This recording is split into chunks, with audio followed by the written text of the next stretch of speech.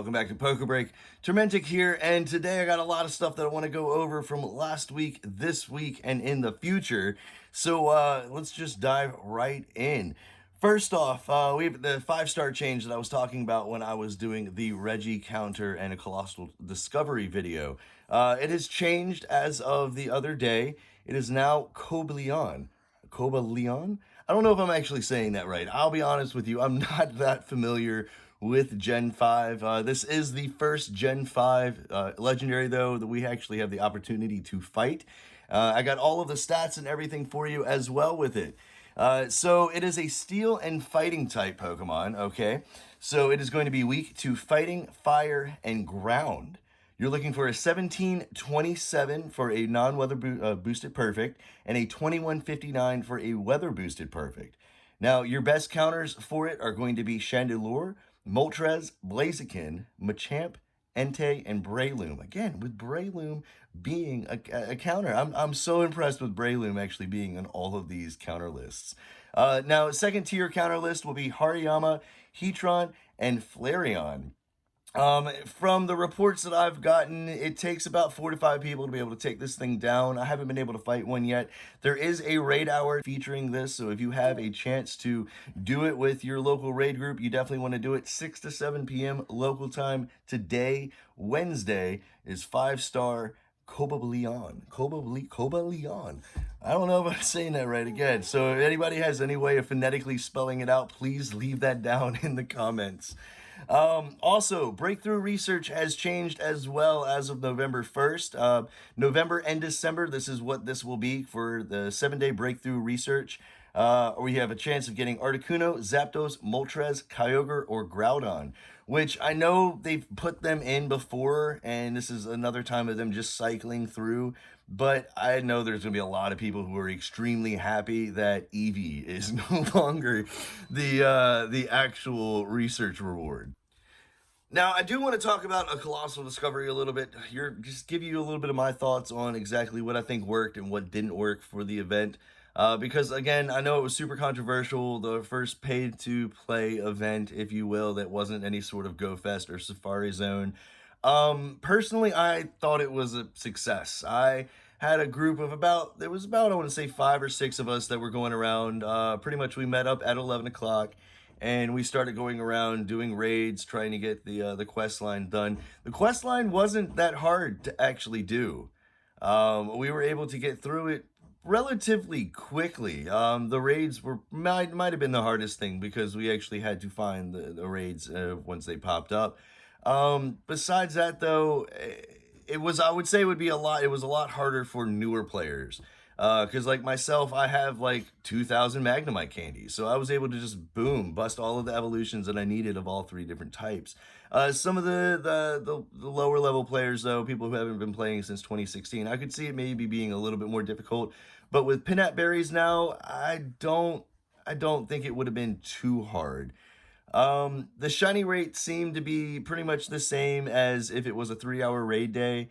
Pretty much 1 in 19 or so. I was able to get 2 of the 3. I was able to get a regice and I was able to get a registeel. Registeel. I was so excited about getting that registeel. And I got actually 100% IV regirock. So I personally feel like the day was a complete success. I was able to also get a shiny Geodude. I did not get the Aron. I was so upset, and it was so bad too because I was actually sitting in a parking lot waiting for a raid, and there were probably like 4 Magnemites around me, 3 Arons, and a Geodude. And the last thing I checked was the Geodude, of course, and of course now I have my 4th shiny Geodude. But besides that, though, it was really good. I really enjoyed the day. I enjoyed the event. Again, I'm really hoping that they don't do this every month. If it's like a 3 or 4 times a year thing, I'd be okay with it. Especially since it didn't really cost that much money. It was $8. The one thing, though, that I do want them to be a little bit more clear on was there seemed to be some confusion during the event on what was a wild spawn and what was an increased spawn in eggs.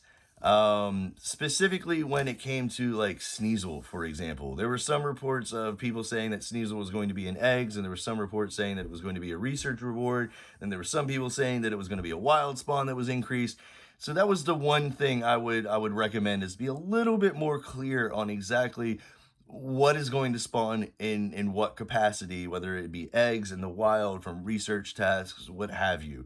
But besides that, I thoroughly enjoyed the event. Last thing that I want to talk about today is something that was released yesterday. So it looks like some of the rocket leaders are starting to show up in select cities: London, Atlanta, Austin, and San Francisco. Now, in order to actually fight these rocket leaders, you have to pick up 6 components. Now, components are what Pokemon Go has been teasing us for with about the past week or two.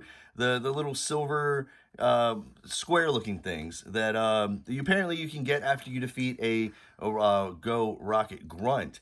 And again, this is only in select cities. It has not gone out worldwide yet. Hasn't even gone out in like an official capacity in any real country, like completely. But you have to get 6 components by defeating 6 rocket grunts. Once you defeat the 6 rocket grunts, you can use those 6 components, through my understanding, in order to challenge one of the rocket bosses. Now, the cool thing is that if you defeat the rocket boss, there's a chance of you being able to get an Unova Stone or a Sinnoh Stone, which is great because, again, those Unova Stones are really hard apparently for a lot of people to actually find. But they're introducing Shadow Shinies. That's right, Shinies that can be Shadow. Right now, there seem to be only 3 of them. If you challenge Cliff, there's a chance of you being able to get maybe a shiny Shadow Meowth. If you challenge Arlo, there's a chance for you to get a shiny Shadow Sneasel. And if you challenge Sierra, there's a chance you could get a shiny Shadow Scyther. Now, this is really exciting for 2 things. One, it really invigorates everybody wanting to go and do rocket battles, especially if they start releasing other Shadow Shinies for the rocket grunts instead of it just being the rocket leaders. Second, we weren't sure if we were going to get Shiny Shadow because they're not really supposed to exist as far as I've been able to tell. The little bit of research that I was able to do into Shadow Pokemon and their history, one of the games, it was a glitch that there were shinies that were Shadow, and another one, I don't even think they were actually available. So I'm really excited about shiny Shadows. I'm really interested to know if you purify it, if it will keep the shadow, because that was something else in the game where it was actually a glitch. I can't remember what it was called. But the game where you could get a shiny shadow before, as far as I'm aware, if you purified it, there was a chance you could lose the shiny status. So that would be really, really interesting if that's the way it works out. But if that's the way it works out, just theorizing here, maybe if you purified a non-shiny Pokemon, it could become shiny as well.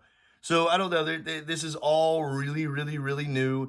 As we get more information, I will be releasing it, especially once this goes live and they have a list of shiny Shadow Pokemon. Because, oh my god, shiny Shadow Scyther into Scizor would be epic. But anyway, my name is Tormentic. Thanks for taking the time to check out this video. I hope it's been helpful, especially with the Cobalion counters for today and the raid hour. But as always, give the video a like if you found it helpful. Subscribe to the channel for more tips, tricks, and breaking news. And as always, I hope you have a wonderful day.